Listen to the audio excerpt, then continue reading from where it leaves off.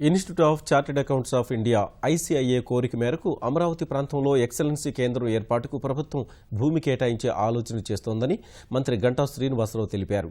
Chartered accountant కోర్సులు చదివే విద్యార్థుల్లో వృత్తికి సంబంధించిన నైపుణ్యాన్ని పెంపొందించేందుకు విజయవాడలో 2 రోజుల జాతీయ స్థాయి సదస్సు నిర్వహించగా ముఖ్య అతిథిగా గంటా శ్రీనివాసరావు హాజరయ్యారు. జ్ఞానదీప్తి పేరుతో నిర్వహిస్తున్న ఈ కార్యక్రమంలో రాష్ట్రంతో పాటు దేశంలోని పలు రాష్ట్రాల నుంచి విద్యార్థులు హాజరయ్యారు. ఒక్క ఆంధ్రప్రదేశ్లోనే సుమారు 20,000 మంది విద్యార్థులు సీఏ కోర్సు చదువుతున్నారని, వారికి వృత్తి నైపుణ్యం పెంచడంతో పాటు సీఏ కోర్సు పూర్తి చేసే విషయంలో, కమ్యూనికేషన్ స్కిల్స్ పెంచే విషయంలో ఈ సదస్సు ద్వారా పూర్తి అవగాహన కల్పిస్తున్నట్లు నిర్వాహకులు తెలిపారు. మిగతా ప్రొఫెషనల్ కంటే కూడా ఈ చార్టెడ్ అకౌంటెన్సీ ప్రొఫెషన్ అనేది ఒక ఛాలెంజింగ్ ప్రొఫెషన్. ఇది కొంచెం డిఫికల్ట్ అయినప్పుడు కూడా పిల్లలు దాన్ని ఛాలెంజింగ్ తీసుకొని ఆ లైన్ ఎంచుకున్నారు. వాళ్ళందరూ కూడా బెస్ట్ విషయం తెలియజేయడం జరిగింది.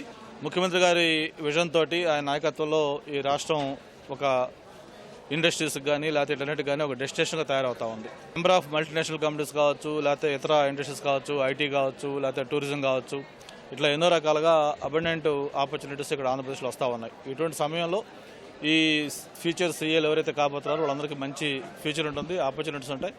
అంతేకాకుండా వాళ్ళ ఆర్గనైజేషన్ వాళ్ళు అమరావతిలో ఏదైతే న్యూ పీపుల్ క్యాపిటల్ ఉందో అక్కడ వాళ్ళ బిల్డింగ్ కూడా సైట్ అడిగారు. దాన్ని కూడా తప్పకుండా ఈరోజు గవర్నమెంట్ పాజిటివ్గా ఎగ్జామిన్ చేస్తుంది.